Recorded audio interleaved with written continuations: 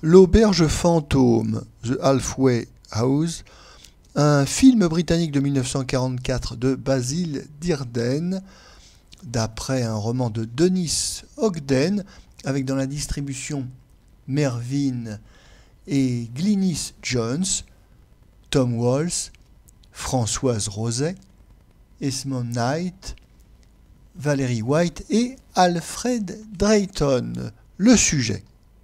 Un petit groupe de personnes différentes par leur situation et leur caractère se réunissent dans une auberge isolée du pays de Galles. On y retrouve donc un musicien gravement malade, un couple qui songe à divorcer et leur fille, un jeune couple anglo-irlandais, deux trafiquants pratiquant le marché noir et un marin à la retraite et sa femme dont le fils a péri en mer.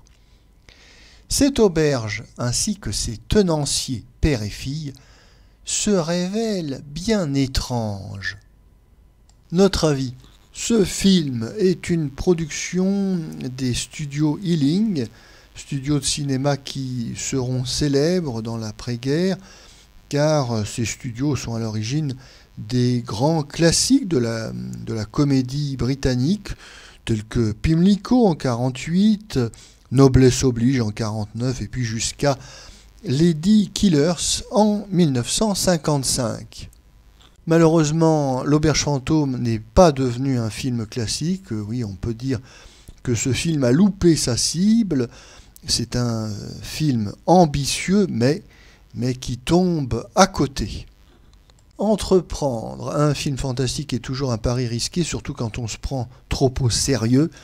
Oui, il vaut mieux aborder le sujet d'une manière amusante et avec un second degré, comme par exemple René Clair en 1935, lorsqu'il tourne en Angleterre Fantôme à vendre, qui va lancer la mode de la comédie de fantômes, qui sera reprise aux États-Unis.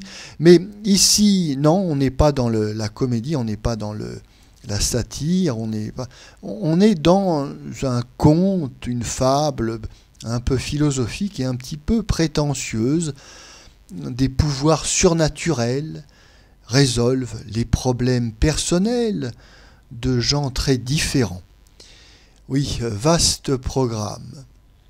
Les bons sentiments font rarement les bons films, et ici, la magie, le surnaturel sont des prétextes pour nous infliger un discours, un prêche moraliste et bien pensant, très démonstratif, très lourd, très lent. Le spectateur s'ennuie. Un spectateur qui a bien du mal à accrocher à l'histoire, car même s'il s'agit d'un film fantastique, et même peut-être surtout parce qu'il s'agit d'un film fantastique, le spectateur a besoin de donner son consentement, oui, pour être entraîné dans l'histoire, pour suivre le fil de la narration cinématographique. Rien de tel ici.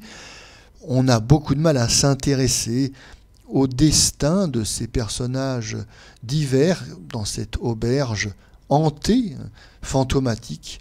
Non, le conte philosophique est rarement cinématographique, il faut être un René Clair pour cela, et tout le monde n'est pas capable, par exemple, de signer un film comme La beauté du diable en 1949.